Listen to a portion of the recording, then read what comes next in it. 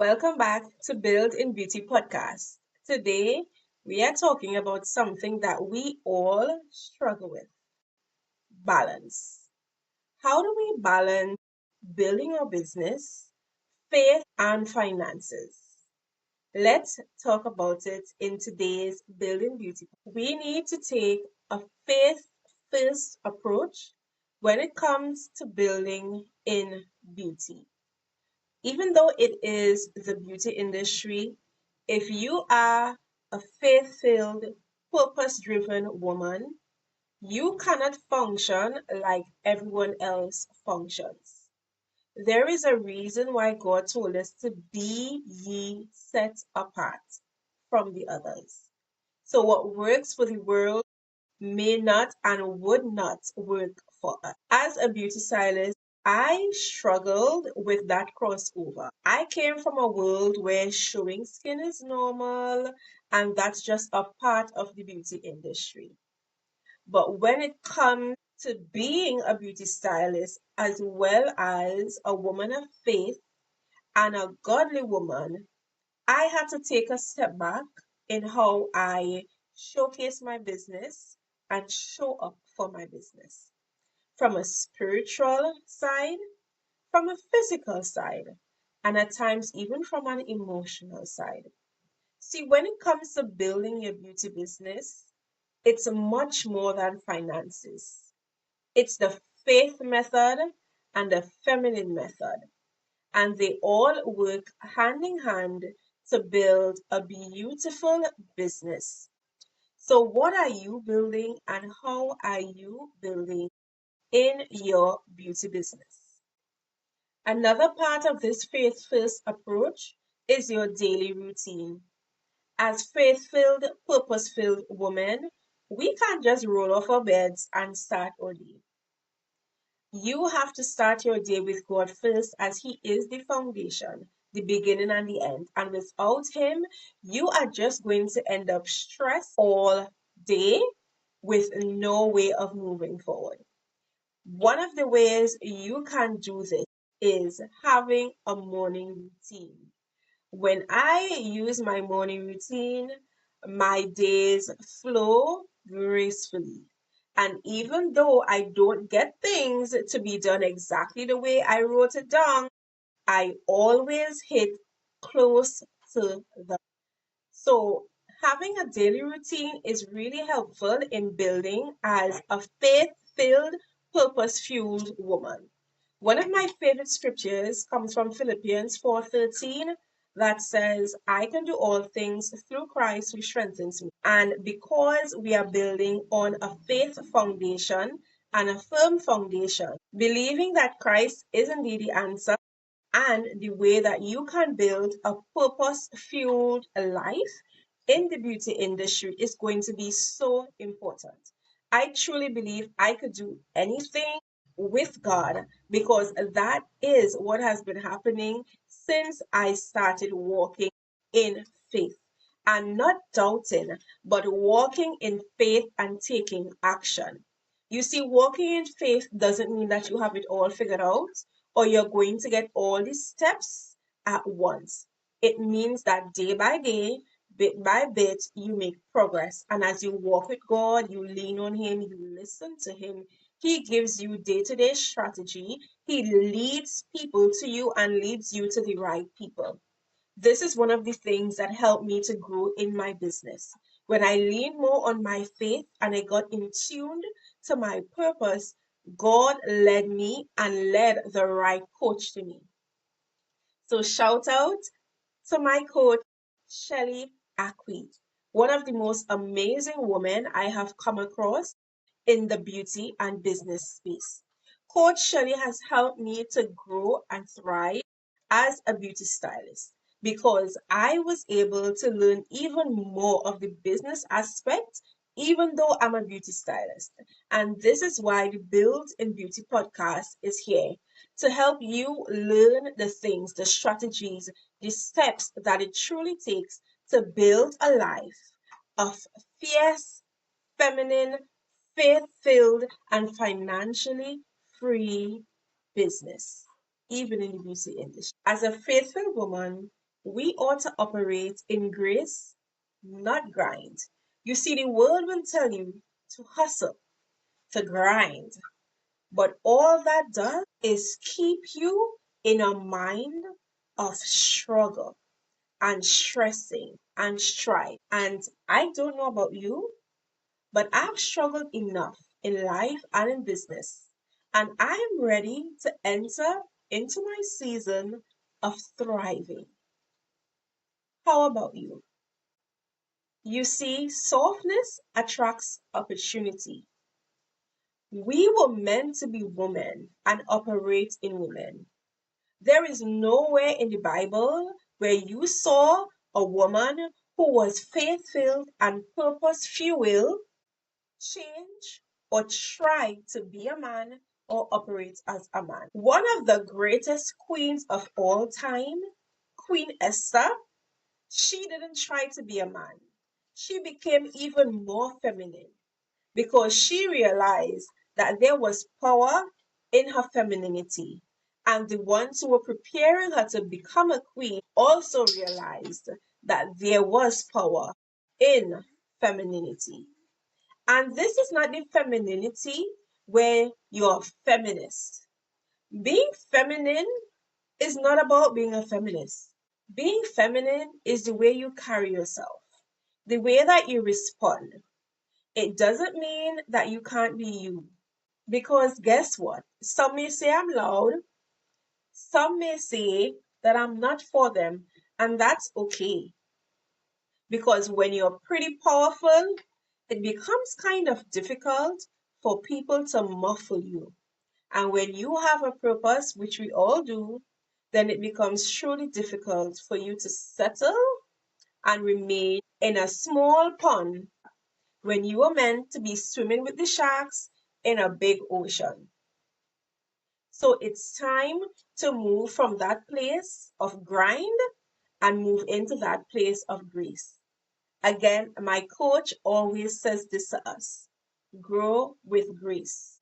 And I truly had to step in to that grace mindset instead of that grind mindset. Because to be quite honest, that grind mindset and that hustle culture will leave you tired, broke, busted, and disgusted. And I've been there. And while I am working my way back to where I used to be, but this time with God, the last thing I want to do is strive or struggle. This episode is proudly sponsored by Bouger Beauty. Our relaxed and restored service have been helping women restore their dry, breaking, and relaxed hair and nourishing it back to life, as well as our soft glam makeup services and online classes. Pretty soon, we'll be launching our Soft Glam ebook where you can learn to master makeup in the comfort of your own home. And this Soft Glam ebook comes with 3 instructional videos. This Soft Glam class is going to help you show up confidently at your best as the woman that you deserve to be. So if you are looking for cluster lashes to cut down on your time to get ready in the morning, relaxed hair services, natural hair services, and soft glam essentials to help you look the best and thrive in your everyday life as a busy mom or working woman, then Bouger Beauty is right for you. And if you book via our booking link in Setmore, you get 10% off. Find the link in our show notes and take advantage of every special that you will see us listing because they are only available through the Building Beauty podcast. Let's get back to the episode.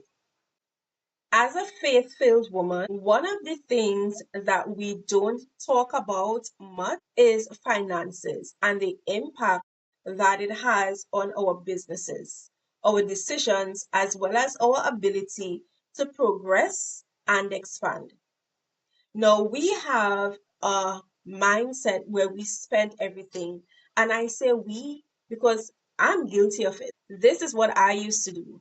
But as I continue to grow in faith and femininity, our financial landscape is so important because it gives us not only opportunities, but room to grow and thrive without that added stress. The first part of my finance foundation is tithing. As a faithful woman, I understand the principle of tithing, and I have seen where giving God the first portion, the first 10% of my income has truly helped to sustain me in business, has brought favor as well as provision and clientele. No, I can't speak for everyone else, but I can't speak for me. I can speak for so many others that I know that also tithe. Now, if you want to argue, that's on you. I have no intention to. But respectfully, tithing 10% has done way more for me than spending all of my money and then not knowing what tomorrow or next week or even next month holds. Because I give to the one who holds my future. So giving 10% is nothing for me to do compared to what he has done for me and what he has showed me he's about to do for me. So I tithe faithfully, not out of being forced, but out of the sheer principle, knowing that all of this money belongs to God anyway. So why not give to the one who I'm expected to give to me? We like that scripture, pressed down, shaking together, running over in our laps. But how can you give if you don't? How can you get if you don't give? The principle works twofold.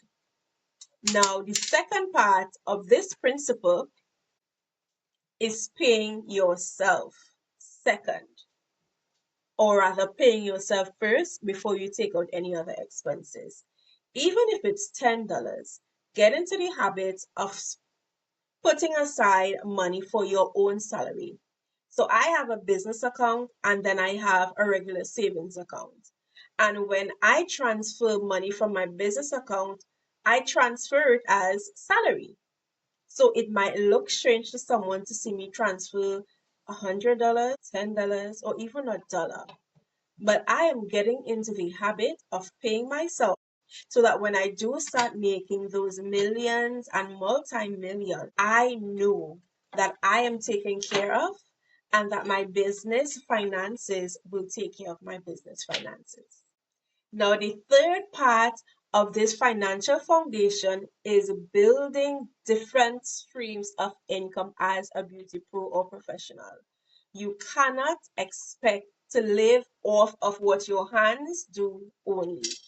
There are so many things that happen as a stylist. Either you might not always be booked, and even when you are not always booked, and even when you are booked, you cannot count or account for the amount of persons that you are going to need to sustain yourself and your business. And if you're a mom like me, so it's very important to build different streams of income as a beauty.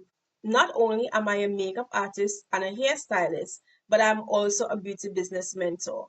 I offer digital resources for beauty stylists to build their beauty businesses, and I also offer training for beauty stylists who want to build and grow. I have done graphics for beauty stylists, I have done flyers. It is so important to build multiple streams of income. One of the things that I do in one of my digital resources called Paid on Purpose, it's a workbook where I show beauty business owners how they can strategize to make multiple streams of income using their core skills and using their core services. Now, if this is something that you think you need, you can go ahead and book a Paid on Purpose strategy session with me, and we can have a virtual meeting to discuss how you can be paid on purpose. Now, having digital resources have been a blessing for me. I also have pre-recorded makeup classes that persons purchase and other digital resources such as my business budget planner, my starter workbook for persons getting into the industry, and I will soon be launching my paid on purpose planner for my beauty creatives. because as a beauty creative, planning is essential to effectively and efficiently running your beauty business. So while you're at it, I want you to start thinking of different ways that you can increase your income and start generating more money besides doing services or being behind your chair or operating physically in that business. As a beauty stylist, I also have an organic skincare line called Bougie Skin. Now, this is another extension of my brand, Bougie Beauty, that caters to the busy working woman who wants skincare that is effective, but it's not going to take them a long time to either accomplish the skincare steps and they are effective. I offer body butters, body scrubs. I have a lightweight moisturizer. I have a face oil, a body oil, and I also have hair products to help nourish your scalp, your hair, and encourage hair growth. I did not depend on just doing services because while I was pregnant and after having my son, I could not do a lot of services. And it's my products that were able to bring in income even in the pandemic when I was without a job because I then was working in the fast food industry. So, as a beauty stylist, you need to think outside the box and think beyond just your service. Even if you're starting and even if you haven't started yet, make sure that you integrate other streams of income into your branding, into building your brand, and into the entire landscape of building in beauty for you. And the fourth part of your financial foundation is how your beauty brand can build your future. You have to look ahead, 2 years ahead, 5 years ahead, and see where you can or how you can position your brand to be sustainable. As you build in beauty, think beyond just a makeup artist. Think beyond just a hairstylist. My podcast is another way for me to generate income because there are so many other things I see myself doing as a beauty professional. Sit down. One of the things that are truly dear to my heart is starting a bougie fund, or rather a beauty fund. And this is a business fund to help inject finances into youths as well as into beauty businesses that don't qualify for startup funding or finance. As a beauty stylist and a beauty professional, your beauty brand can be the catalyst for you to truly thrive in this beauty industry. Now, I want to thank you for tuning in to another session, another week of Building Beauty Podcast. I want to know your thoughts thus far. How has this podcast been for you? I want to know your thoughts. Let me know what you are planning to do as a beauty stylist or beauty professional to build your future income and to build in beauty. It's time to build that brand. Build a beauty brand with purpose, on purpose, and for purpose. Take a moment to journal your biggest takeaway from this week's episode and tag me at Build in Beauty Podcast. And if you don't want to tag me because you don't want everyone to see, then feel free to DM me at Build in Beauty Podcast or Build in Beauty Global. I can't wait to hear from you. Your suggestions and your contribution will truly help us and help our beauty community to build and thrive together. Thank you for watching another week of Build in Beauty podcast. I am your host, Sulan Alexander. Make sure that you share this podcast with another beauty who's building, and like, share, and follow Building Beauty podcast on Instagram, as well as head on over to YouTube where you can see our full episodes of Build in Beauty podcast. Until our next episode, have faith and build with beauty and purpose. See you soon. Bye.